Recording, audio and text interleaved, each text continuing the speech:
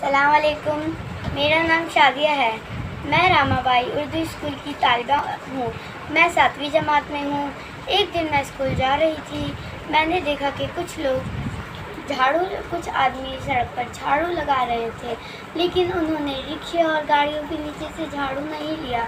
मैं उनमें में से एक अंकल के पास गई और मैंने उन्हें कहा कि सड़क की सफाई रखना भी ज़रूरी है, लेकिन अगर आप लोग ऑटो गाड़ियों के नीचे से झाड़ू नहीं लेंगे तो कैसे देश साफ रहेगा।